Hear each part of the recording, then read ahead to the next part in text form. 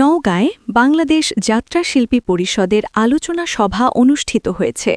রোববার বেলা ১২টার দিকে বাংলাদেশ যাত্রা শিল্পী পরিষদ নওগাঁ শাখার আয়োজনে জেলা শিল্পকলা একাডেমির অডিটোরিয়ামে এ সভা অনুষ্ঠিত হয়। নওগাঁ থেকে সুবীর দাসের প্রতিবেদনে দেখুন বিস্তারিত। এ সময় বাংলাদেশ যাত্রা শিল্পী পরিষদ নওগাঁ জেলা শাখার সভাপতি মোহাম্মদ তাইজুল ইসলাম ঘড়ি এর সভাপতিত্বে ও সাধারণ সম্পাদক এস.এম. আলমগীর, সহসভাপতি মোহাম্মদ আশরাফুল ইসলামের সঞ্চালনায় প্রধান অতিথি হিসেবে উপস্থিত ছিলেন জেলা শিল্পকলা একাডেমির কালচারাল অফিসার মোহাম্মদ তাইজুর রহমান। প্রধান আলোচক হিসেবে উপস্থিত ছিলেন বাংলাদেশ যাত্রা শিল্পী পরিষদ কেন্দ্রীয় কমিটির সভাপতি জাফর আলী মিয়া। প্রধান বক্তা হিসেবে উপস্থিত ছিলেন জেলা বিএনপির সাংগঠনিক সম্পাদক নূর-ই আলম মিঠু।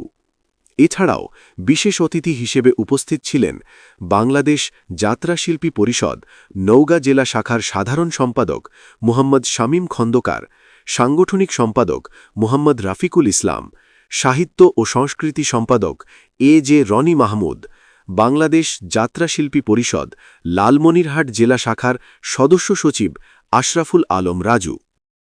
আমাদের অনেক অভিজ্ঞ শিল্পীরা আছেন, আমরা ছোটবেলায় দেখেছি, যাত্রাগুলো দেখেছি, তখন অনেক সুন্দর সুন্দর যাত্রা আমাদের মানুষগুলো উপভোগ করেছে। একটা এই শীতের দিন আমরা দেখেছি যে অনেক মানুষ যাত্রার ব্যবস্থা হতো, সার্কাসের ব্যবস্থা হতো, বিনোদনের যে খড়গগুলো ছিল ধীরে ধীরে নষ্ট হয়ে পড়েছে, ধীরে ধীরে নষ্ট হয়েছে।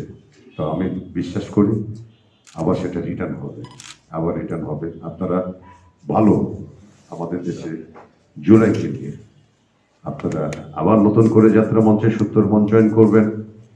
দেশকে নিয়ে আপনাদের চিন্তা চেতনাগুলো আপনাদের অভিনয়ের মধ্যে দিয়ে, আপনার কাব্যের মধ্যে দিয়ে, আপনাদের স্কিপের মাধ্যম দিয়ে আবার মানুষকে আপনারা তুলে ধরবেন। কারণ এই দেশটা ধ্বংস হয়ে গেছে, এই দেশকে ধ্বংস করা হয়েছে সব সেক্টর, শিক্ষা বলেন, সংস্কৃতি বলেন, অর্থনীতি বলেন, সামাজিক ব্যবস্থা বলেন, এটা একদম ধ্বংস হয়ে গিয়েছে। এটাকে আবার পুনর্গঠন করতে হবে, পুনর্নির্মাণ করতে হবে।